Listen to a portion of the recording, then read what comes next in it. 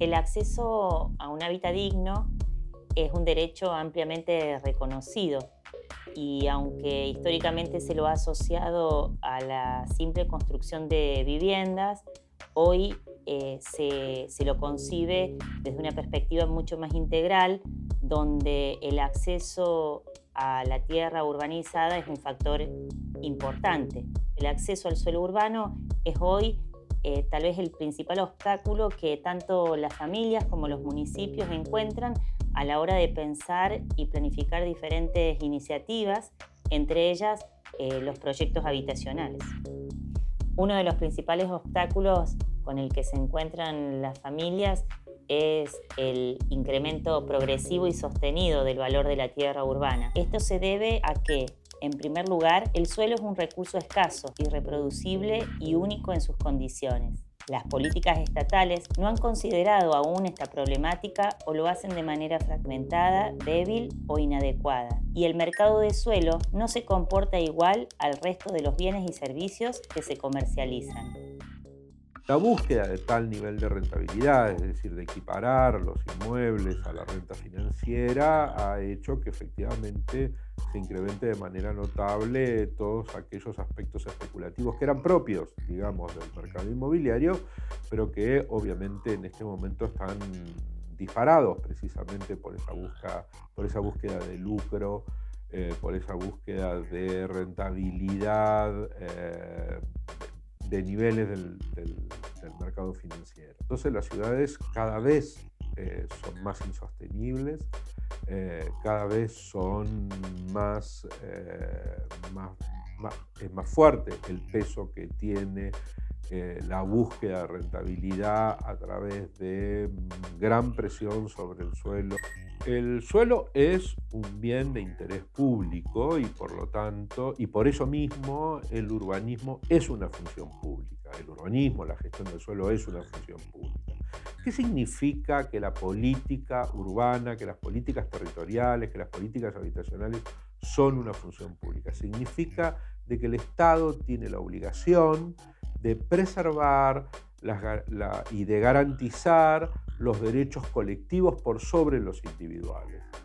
Al ser el suelo un bien de interés público, implica un bien de interés preservar, tiene que garantizar por sobre cualquier cosa el cumplimiento de las garantías constitucionales que tiene asignadas, por ejemplo, el de acceso universal al suelo, a la vivienda, etc. Esto es una cuestión enormemente trascendente porque en general hay una idea equivocada de que las políticas urbanas tienen que garantizar el funcionamiento del mercado inmobiliario, el funcionamiento a través de la renta urbana, etc. Y esto es completamente equivocado. La responsabilidad primaria del Estado es garantizar los derechos colectivos, entre ellos el acceso universal a la tierra y a la vivienda.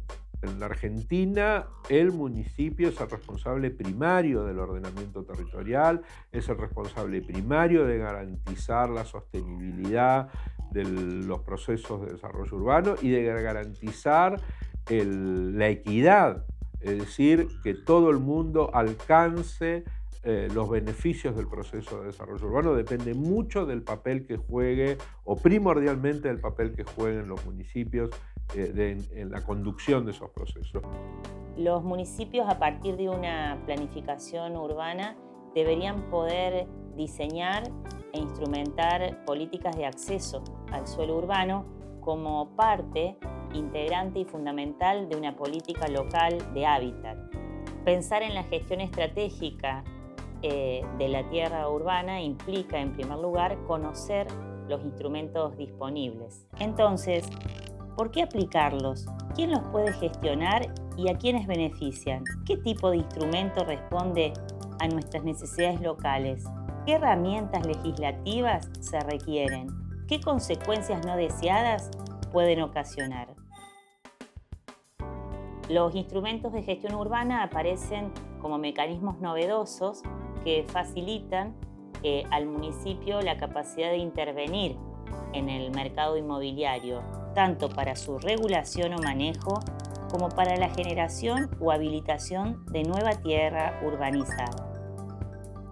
La compra directa y la expropiación son instrumentos que pueden ser utilizados para ambos fines. Generalmente, aunque requieren de mayor disponibilidad presupuestaria, los gobiernos locales privilegian estos instrumentos. La compra directa posibilita la agilidad para la adquisición de tierras con fines públicos, aunque implica una negociación bajo reglas y valores de mercado. Por su parte, la expropiación utiliza mecanismos de coacción unilateral del Estado, supone la declaración legislativa de utilidad pública del bien, involucra a otros niveles de gobierno y puede generar reclamos judiciales. Existen también otros instrumentos que pueden ser aplicados para ambos fines. La prescripción administrativa permite que los inmuebles abandonados se incorporen al dominio público como forma de cobro de deudas. Este instrumento implica un exigente seguimiento a mediano o largo plazo. También requiere contar con información administrativa y jurídica actualizada y sistematizada a fin de evitar iniciar procesos en bienes inviables de incorporar.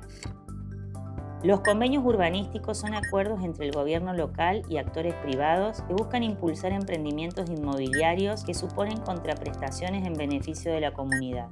De esta manera se logran movilizar zonas vacantes o menos valorizadas mediante la habilitación normativa para la edificación, fraccionamiento o uso del suelo y como contraparte se puede obtener obras de infraestructura, servicios, cesiones de terreno, dinero en efectivo, convirtiéndose en una fuente de financiamiento complementaria y genuina para el municipio. Es importante el liderazgo del municipio en la planificación previa de las zonas a desarrollar y en la definición clara de condiciones, plazos y cálculo de las compensaciones que los inversores deberán retribuir al municipio para evitar que la ciudad se desarrolle solo a partir de los intereses de los inversores privados. Para la creación o generación de nuevo suelo urbano existen otros instrumentos. La cesión de terrenos en nuevos emprendimientos es un modo de recuperación de plusvalor que implica la transferencia de terrenos al municipio a cambio de algún beneficio normativo. Estas cesiones pueden estar o no localizadas en el mismo emprendimiento del cual se desprende el beneficio y son independientes de la obligación a ceder tierra para accesos, calles, espacios verdes, equipamientos urbanos según la normativa local. El principal beneficio reside en que no es necesario disponer de recursos económicos para la adquisición de los terrenos y puede favorecer una mayor integración social. Para la regulación o manejo del suelo urbano disponible, los gobiernos locales también cuentan con los siguientes instrumentos. La contribución progresiva a inmuebles ociosos se aplica a propiedades que subutilizan servicios e infraestructura. Son gravámenes que se abonan a través de multas, tasas o contraprestaciones de acuerdo a bases imponibles y que deben ser bien comunicados para que no se interpreten como un impuesto adicional. El parcelamiento obligatorio posibilita desalentar la especulación inmobiliaria y la retención de vacíos urbanos a partir de la aprobación de una ordenanza específica de parcelamiento y/o edificación obligatoria. El objetivo de este instrumento está relacionado con el aprovechamiento eficiente de la infraestructura urbana ya disponible en la ciudad y, por otro lado, favorecer la ocupación de la trama urbana evitando los vacíos urbanos. El reajuste de tierras permite articular el interés de propietarios de diferentes lotes con desarrolladores inmobiliarios y con el municipio para conformar un área integrada de modo que cada uno de los propietarios, tras renunciar al uso de sus lotes en forma individual, obtenga mayores beneficios por un uso unificado. Con ello, se favorece una producción urbana más eficiente, de mayor calidad y una mejor integración de la trama urbana, sin afectar negativamente el valor de las propiedades involucradas. El instrumento opera bajo participación voluntaria de los actores involucrados y los beneficios obtenidos se disponen en iguales proporciones al porcentaje de terreno aportado por cada propietario. Todos estos instrumentos contribuyen a la conformación de bancos de tierra que posibilitan contar con suelo para atender las necesidades locales.